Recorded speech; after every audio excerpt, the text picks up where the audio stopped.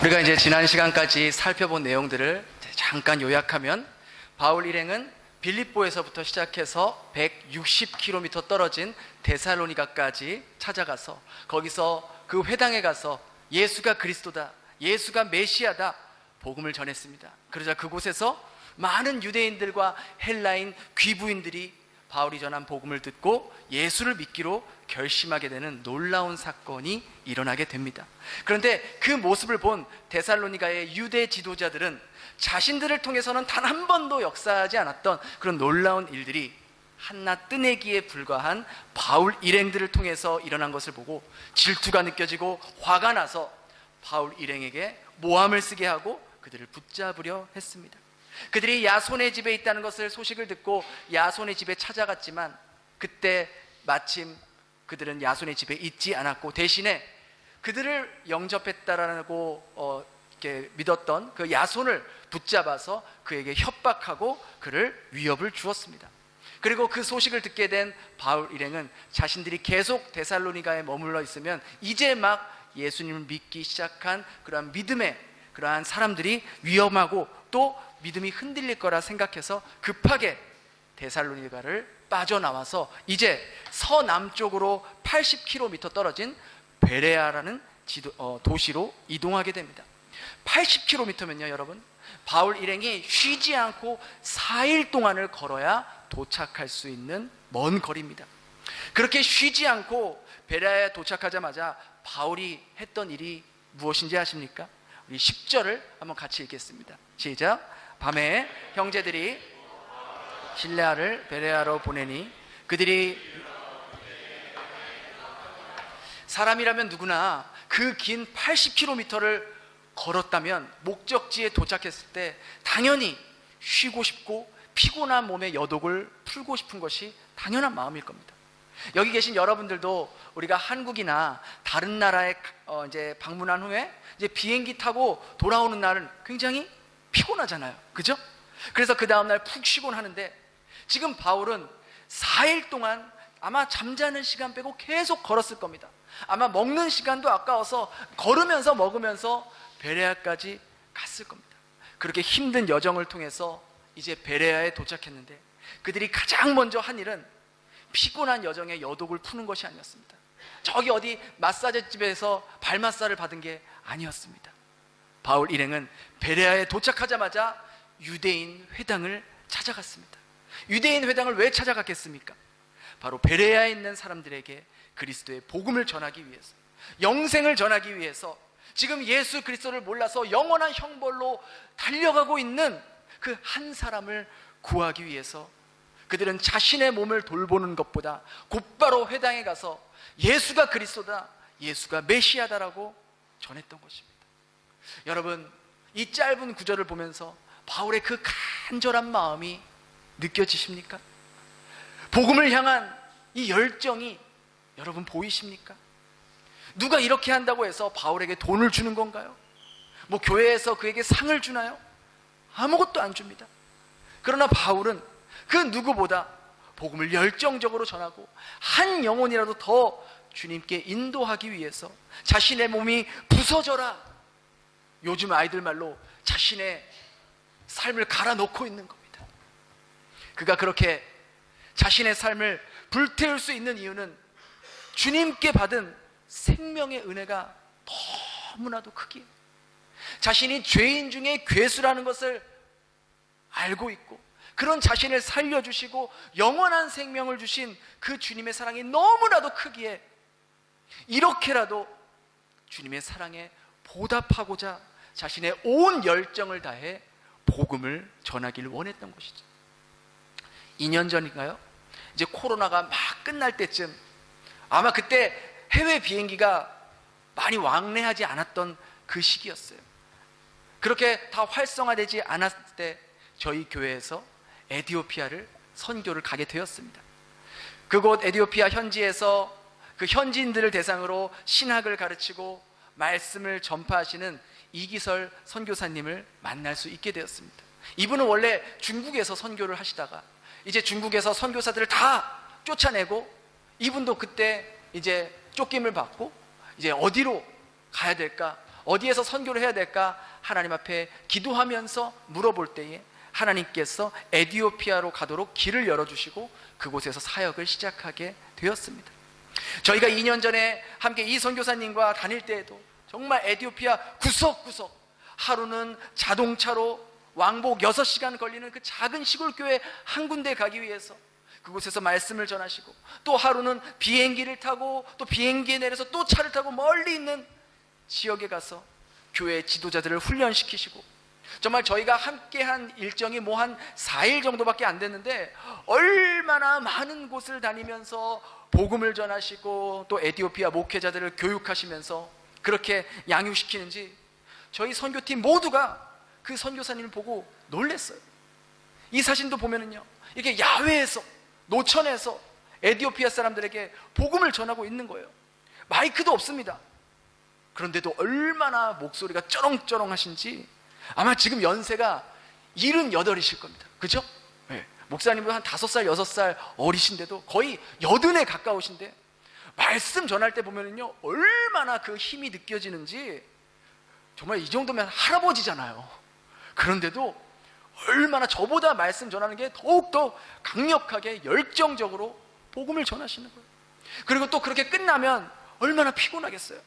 그런데 자기는 이렇게 말씀을 전하는 게 기쁘다고, 자기가 하나님께 받은 은혜가 너무나도 크다고, 이렇게 쓰임받는 게 너무 감사하다고 연신 저희들과 함께 할 때도 싱글벙글 하셨던 거예요. 그리고 사역이 끝나면 숙소로 돌아와요. 뭐 숙소라고 해봤자 작은 모텔 같은 곳에 그냥 방 하나 렌트해서 계시는데 거기서 먹을 게 변변치 않으니까 그냥 컵라면 끓여 드시고 일회용 사서 드시고 빨래도 속옷, 겉옷 다 이 선교사님이 직접 손으로 하시고 넣으시고 그러셨어요. 저희가 이제 그곳에서 이제 먹으려고 일회용 컵밥을 가져갔거든요. 근데 이 선교사님이 이 컵밥, 뭐 미역 컵밥, 뭐 육개장 컵밥 그런 거 있잖아요. 그 컵밥을 드셔보시더니 오, 이렇게 맛있는 게 있었냐고, 이런 거 어디서 사는 거냐고 하면서 막 신문명을 받아들인 것처럼 근데 맛있게 드시는데 그 모습을 보는데 너무 마음이 짠한 거예요. 얼마나 못 드셨으면 그 컵밥이 뭐 맛있어 해봤자 뭐 얼마나 맛있겠습니까? 사실 이 선교사님이요, 미국에서 사업도 크게 하시고 돈도 많이 버신 분입니다. 그런데 그 하나님의 은혜에 깊이 그걸 경험한 후에 자신의 삶을 드리지 않을 수 없어서 그렇게 선교의 현장에서 자신의 남은 삶을 불태우고 계시는데 정말 대단하더라고요. 우리 담임 목사님도 보시더니 이 사람은 진짜다. 이거 누가 돈 준다고 이렇게 하겠냐? 이게 자기가 기쁘지 않으면 절대로 이렇게 할 수 없다. 정말 그래 보였어요. 자기가 막 하고 싶고 하니까 그게 기쁘니까 막 온 전 지역을 다니면서 위험을 무릅쓰고 복음을 전하고 사람 세우는 일에 그렇게 열정적으로 자신의 삶을 쏟는 거예요. 그래서 저희가 이번에 8월에도 우리 이기설 선교사님이 사역하시는 교회들을 방문하고 또 교회 건축, 현직 교회에 적지만 조금이라도 도움이 되는 그런 마음으로 저희가 건축 헌금도 전해드리려고, 또 에티오피아에 이 선교사님이 세우신 그 사역자들 격려해 주기 위해서 소도 사주고 또 그 교회 방문해서 기도도 해주려고 지금 가려고 계획하고 있습니다. 저 역시 이 선교사님 나이에 저렇게 열정적으로 사역하시는 모습을 보고 도전을 안 받을 수가 없어요. 얼마든지 미국에서 편한 삶을 살 수 있음에도 불구하고 편안한 삶을 선택한 것이 아니라 가치 있는 삶, 의미 있는 삶, 힘들고 불편하지만 주님의 손과 발이 되어 살아가는 그 삶을 살아가고 계신다는 것이죠. 여러분, 하나님이 주시는 구원의 은혜는 누구에게나 동일합니다. 그러나 그 은혜를 어떻게 느끼느냐, 어떻게 받아들이냐에 따라 우리의 삶의 모습은 완전히 달라질 수 있다는 것이죠. 그렇게 늘 하나님이 주신 은혜에 대한 크고 깊은 감사의 마음으로 하루하루를 사니 하나님께서 그러한 사람들과 함께 하시는 것이 어찌 보면 당연한 일이에요. 그러니 그들이 가는 곳곳마다 생명의 역사가 피어나고 죽음의 저주에 묶여있던 영혼들이 주님 안에서, 주님의 복음 안에서 참 자유를 얻게 되는 일들이 일어나는 거예요. 그렇게 사도 바울은 어디를 가든지 누구를 만나든지 그곳이 하나님께서 자신을 보내신 곳이라 믿었기에 혼신을 다해 예수의 복음을 전할 수 있었습니다. 그러한 마음으로 베레아 사람들에게 복음을 전하자 어떤 반응을 보였는지 아십니까? 우리 11절 함께 같이 읽도록 하겠습니다. 시작.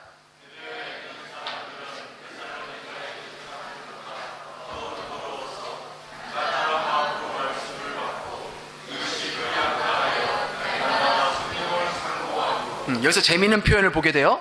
사도행전을 기록한 누가는요, 베레아 사람들과 데살로니가 사람들을 비교하면서 의도적으로 베레아 사람들이 더 너그럽고 더 간절한 마음으로 말씀 받고 날마다 성경을 상고했다고 기록합니다. 이 표현 역시 저자 누가의 의도적인 기록이라고 볼 수 있겠죠. 그 이유는 그 당시 데살로니가는요, 마케도니아의 수도였습니다. 수도다 보니 경제면 경제, 또 문화면 문화, 교육이면 교육, 모든 면에서 수준이 높은 곳이었어요. 반면에 베레아는 이 마케도니아의 산기슭 한쪽에 있는 아주 작은 시골 마을이었습니다. 예를 들어 이렇게 생각하면 좀 이해가 되실 거예요. 데살로니가가 이 호치민이라면 이 베레아는 띵장 같은 곳이에요. 딱 그 거리도 비슷하더라고요. 80km. 띵장 가보신 분 아시겠지만 호치민과는 비교가 안 되죠. 완전 도시와 시골 마을이에요. 그런데 이 누가는요, 엘리트들이 모여있는 데살로니가 사람들보다 시골 마을에 살고 있는 이 베레아 사람들이 하나님의 말씀을 대하는 태도가 더욱 너그럽고 간절하다고 기록을 했습니다. 데살로니가 살아 있는 사람들은요, 배운 것이 많아 똑똑했습니다. 돈이 많아 여유로웠습니다. 그래서인지 그들 마음 가운데는 예수 그리스도의 복음이 들어갈 자리가 없었습니다. 이미 세상에 있는 것들로 가득 차 있기에 예수의 자리는 남아있지 않았던 겁니다. 그러나 베레아 사람들은 달랐어요. 누가는 베레아 사람들이 말씀을 대할 때 더 너그럽다라고 기록했습니다.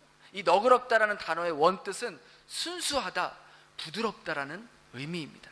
이 말을 풀어서 설명하면 베레아 사람들은 순수하고 부드러운 마음으로 다른 사람의 이야기를 잘 경청할 줄 알았던 사람이라는 것이죠. 마음이 순수한 사람은요, 모든 사람에게 배우려는 자세를 갖추고 있습니다. 그것이 어린아이든 노인이든 가방끈이 긴 사람이든 짧은 사람이든 간에 모든 사람에게 배우려 하는 자세가 되어 있다는 것이죠. 베레아 사람들은 마음이 부드럽고 순수했기에 하나님의 말씀을 있는 그대로 받아들일 수 있었던 거예요. 여러분, 오늘날 교회의 가장 큰 문제가 무엇입니까? 바로 신앙의 순수함을 상실했다는 것입니다. 교회를 다녀도 자신의 유불리에 따라서 계산적으로 다니게 되고, 설교를 들을 때도 오늘 하나님이 내게 주신 말씀이라는 그런 순수한 마음으로 듣기보다 그 설교를 평가하는 평가자의 마음으로 듣는 경우들이 많다라는 것이죠. 이런 현상은 교회를 오랫동안 다닌 사람들에게 더 잘 나타나게 됩니다. 종교적인 모습은 누구보다 잘 갖췄지만 그 안에 순수함을 잃어버리게 되는 거예요. 여러분, 신앙의 생명은요, 바로 이 순수함입니다. 마음이 순수한 사람들은 하나님을 더 깊이 만나는 경험을 하게 되는 거예요. 하나님의 말씀을 순수한 마음으로 받아들일 때 그 예배에 감격이 있고 그 말씀이 오늘 하나님께서 나를 향한 말씀으로 받아들일 수가 있다라는 겁니다. 우리도 베레아 사람들과 같이 이런 순수한 마음이 회복되어야 됩니다. 예전에는 십자가의 보혈에 대한, 오늘 성가대가 십자가의 보혈, 내 주의 보혈은 정하고 금 같다, 그런 찬양만 들어도 내 가슴이 뭉클해지고 막 눈물이 찔끔 나고, 주님이 나 같은 죄인을 살려주신 그 사랑과 은혜를 생각만 해도 내 안에 감격과 감사의 마음으로 가득 찼는데, 어느샌가 우리의 신앙의 모습은 너무나도 형식적인 종교적인 모습만 남아있지 않습니까? 만일 여러분들이 예배의 자리에 나오실 때 주님을 향한 사랑의 마음과 은혜의 감격이 사라졌다면, 난 예배 나와도 아무런 감흥이 없어, 아무런 걸 느낄 수 없어, 예배 가운데 주님의 음성을 듣지 못한다면 지금 내 신앙의 순수함이 잃어가고 있다라고 느끼셔도 틀리지 않을 겁니다. 그런 분들은 다시 신앙의 순수함을 회복하셔야 됩니다. 나의 신앙이, 주님을 향한 나의 마음이 언제 어디서부터 그 순수함을 잃어버리게 되었는지 생각하고 회개하여 다시 그 순수한 마음이 회복될 수 있도록 주님 앞에 엎드려야 한다라는 것이죠. 또한 베레아 사람들은 데살로니가 사람들보다 더 간절한 마음으로 말씀을 받았다고 합니다. 이 간절한 마음을 좀 더 원어에 가깝게 번역하면 사모하는 마음, 열려있는 마음으로 말씀을 받았다라고 표현할 수 있습니다. 여러분, 우리가 아무리 비싸고 아무리 좋은 슈퍼푸드라는 음식을 먹는다 하더라도 그 음식이 우리 몸에 맞지 않고 우리 몸에 흡수되지 않는다면, 아무리 비싸고 아무리 좋은 영양분이 많은 음식이라 할지라도 우리 몸에서 에너지로 변화되지 않으면 아무 소용없는 거예요. 그냥 배설물로 나오기 마련이에요. 이와 같이 아무리 우리에게 생명을 주는 말씀, 영생을 주는 말씀, 참된 기쁨을 주는 말씀이라 할지라도 그 말씀이 우리 영혼에 흡수되지 못하고 받아들일 준비가 되지 않는다면 그 말씀은 복음이 아니라 소음이 될 것입니다. 여러분들도요, 다 회사에서 또 회사를 이끌어 나가고 계시잖아요. 직원들을 대상으로 회의나 세미나를 주재하시잖아요. 그럼 여러분 느끼실 거예요. 여러분들이 말할 때 어떤 직원이 지금 내 말에 경청하고 집중해서 듣고 있는지, 아니면 그냥 대충 듣고 있는지 여러분 딱 보시면 아시잖아요. 그럼 어떤 직원이 여러분의 말을 잘 기억하고 그것을 실행할까요? 당연히 여러분의 말을 잘 경청하고 귀담아 들은 직원일 겁니다. 하나님 말씀을 들을 때 똑같습니다. 설교를 듣고 있는 여러분의 눈동자와 자세만 봐도 어떤 분이 지금 제가 말하고 있는 이 설교를 하나도 빠짐없이 쫙쫙 빨아들이고 계신지, 어떤 분이 언제 끝나나, 이제나 끝나나, 저제나 끝나나, 오늘은 왜 이렇게 길어, 그러고 계시는지, 어떤 분이 귀로는 듣고 있지만 이미 지금 내 마음속에는 딴 생각하고 있는지, 안타깝게도, 안타까운지 모르겠지만 이 앞에 서면 그게 다 보입니다. 여러분들도 그게 보일 수 있길 바랍니다. 안 보고 싶은데 다 보여요. 그럼 어떤 성도가 하나님의 말씀을 잘 기억하고 그것을 잘 흡수하고 그 말씀을 삶에 적용하려고 할까요? 당연히 말씀을 들을 때 갈급한 마음으로, 간절한 마음으로, 사모하는 마음으로 말씀을 들은 사람이 그 말씀을 가슴속에 잘 간직하며 살아가는 거예요. 그런 사람에게 하나님께서 함께 하시고 열매를 맺는 게 당연한 일 아니겠습니까?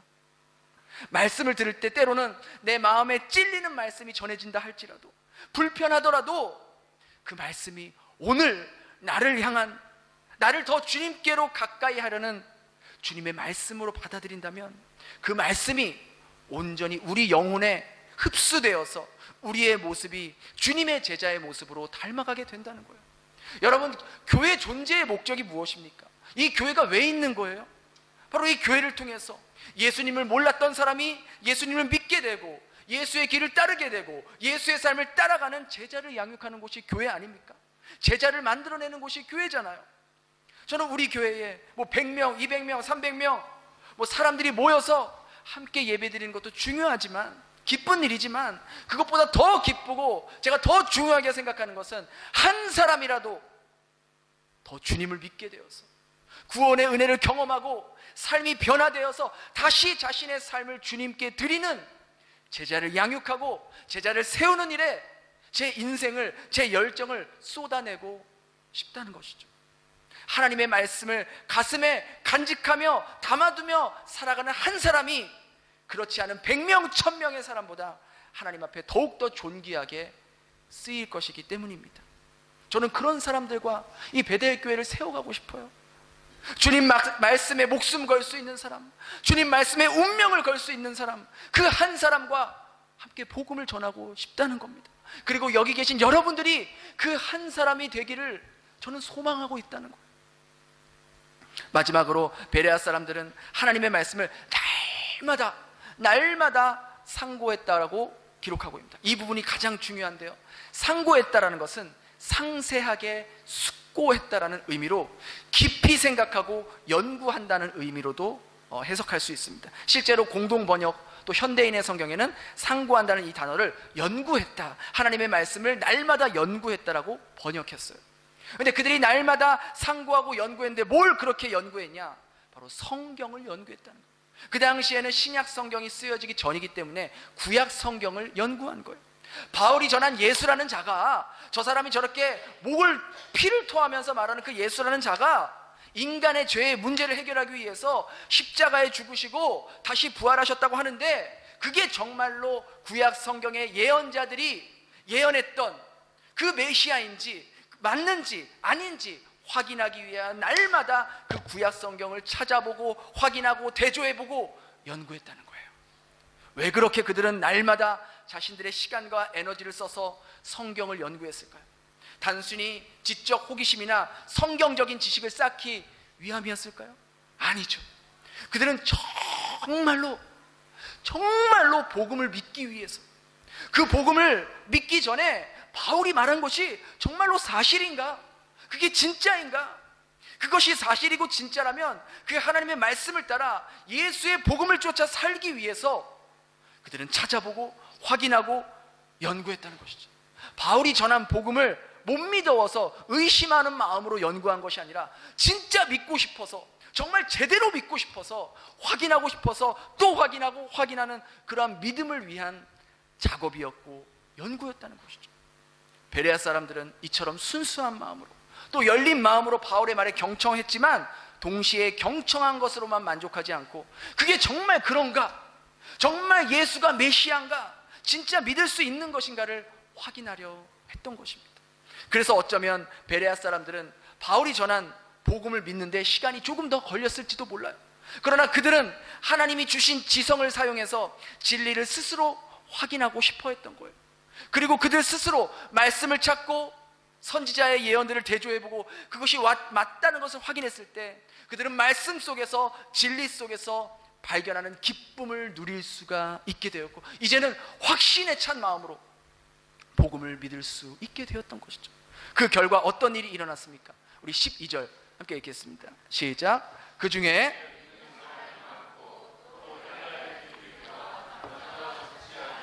그렇게 말씀을 확인하고 깊이 연구해서 확신을 갖게 되니 당연히 수많은 베레아 사람들이 예수님을 믿게 되고 그 안에 상당수의 상류층들도 포함되어 있다는 거예요. 베레아 사람들은요, 날마다 매일매일 그 말씀이 그러한가? 정말 이 말씀이 맞는가?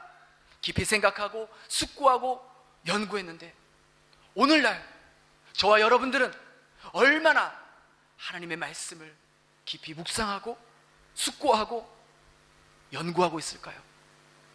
하나님의 말씀을 깊이 연구하는 것은 고사하고, 이제는 하나님의 말씀을 그냥 읽는 것조차 스스로 하지 못해서 또 먹여줘야만이 겨우겨우 하나님 말씀을 읽게 되고, 성경 읽으라고 링크를 꼭 보내야만 읽게 되는 오늘날의 모습이 너무나도 가슴이 아픈 거예요. 이렇게라도 안 하면 안 읽으니까. 심지어 그것조차도 안 읽는 사람 있는 거 저도 알아요.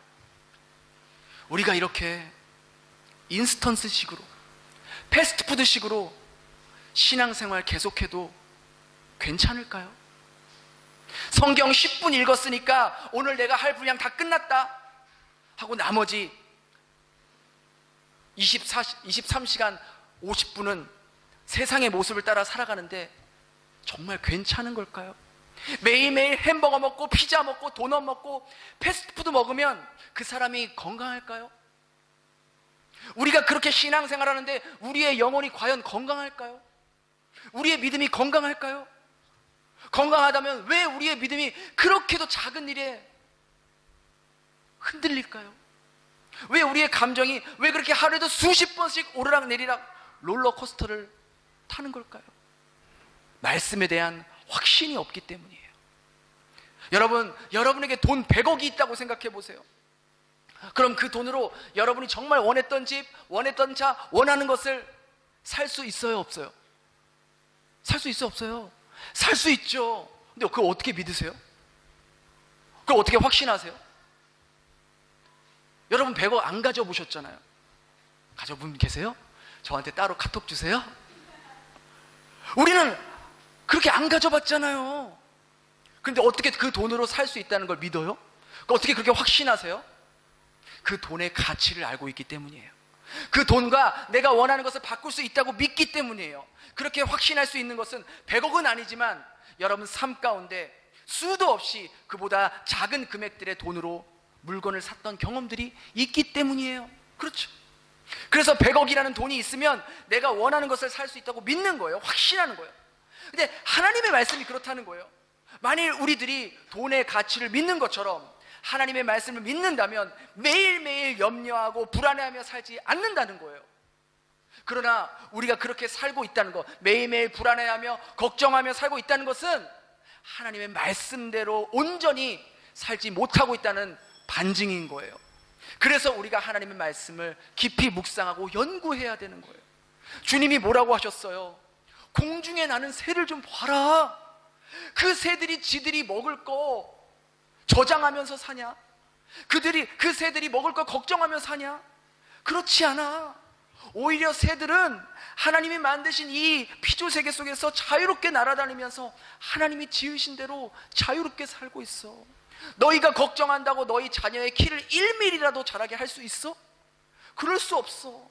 걱정으로 할 수 있는 것은 자신의 생명을 갉아먹는 것밖에 할 수 있는 게 없어. 들에 아무렇게나 핀 그 들꽃을 봐봐 좀. 그 꽃을 피우기 위해서 누가 물을 줬는 거 봤어? 누가 거름을 주니? 아무도 신경 쓰지 않아. 그렇게 들판에 아무도 신경 쓰지 않아서 아무렇게나 피는 그 꽃도 최고급 옷을 입은 솔로몬의 옷보다 더 아름다워. 그런 들꽃들도 하나님께서 물을 주시고 태양을 주시고 자라게 하셔서 그렇게 아름답게 하는데 하물며 하나님의 형상대로 만드신 너희들을 아끼지 않으시겠냐? 그것도 모자라 하나님의 독생자의 목숨과 맞바꾸실 정도로 사랑하시는 당신의 자녀들을 얼마나 아끼시지 않겠냐? 우리가요, 이 말씀만 숙고하고 깊이 생각해도요, 정말 주님의 말씀이 그러하구나 확신을 가질 수 있지 않겠습니까? 근데 이런 말씀들은 성경에 수도 없이 적혀 있다는 거예요. 빽빽하게.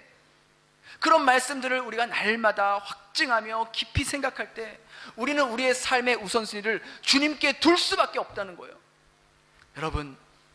여러분은 정말로 하나님 믿으면서 행복하세요? 지금 신앙생활 하면서 행복감을 느끼고 계시냐는 거예요. 여러분 신앙생활 하면서 하나님 믿으면서 기쁘세요? 정말 하나님 믿으면서 행복한 신앙생활, 기쁜 신앙생활 하고 싶지 않으세요? 다운되고 무기력한 그런 하루하루가 아니라 매일매일 활력이 넘치고 자고 일어나면 사는 것이 기쁘고 즐겁고 그런 하루하루를 보내고 싶지 않으세요? 저는 그렇게 살고 싶어요. 아마 여기 계신 여러분 모두 다 그렇게 살고 싶으실 거예요. 근데 그렇게 살 수 있는 방법이 기록되어 있다고요. 우리 신명기 10장 12절 13절 한번 같이 읽겠습니다. 시작. 이스라엘아, 내 하나님 여호와께서 내게 요구하는 것이 무엇이냐? 곧 하나님 여호와를 경외하며 그의 모든 도를 행하고 그를 사랑하며 마음을 다하고 뜻을 다하여 내 하나님 내가 오늘 내 행복을 위하여 내게 명하는 여호와의 명령과 규례를 지킬 것이 아니냐? 하나님께서 하나님의 말씀대로 살 것을 우리에게 요구하신 것은요, 하나님을 위함이 아니에요. 너희들 내 말 잘 들어? 그럼 다 그렇게 안 들으면 다 죽을 거야? 그런 게 아니라고요. 뭐라고 말합니까? 마음을 다해 뜻을 다해 하나님을 사랑한 때 그게 바로 너희의 행복을 위한 거다. 너희가 행복하게 살기 위해 마음을 다하고 뜻을 다해서 하나님을 사랑할 때 진짜 행복, 세상이 줄 수 없는 행복, 그 행복을 너희들이 누리게 될 수 있을 거야. 바꿔 말하면 너희가 하나님 말씀대로 살지 않고서는, 하나님을 진정으로 사랑하지 않고서는 우리의 삶의 진정한 행복도 진정한 만족도 누릴 수 없을 거라고 말씀하고 있는 거예요.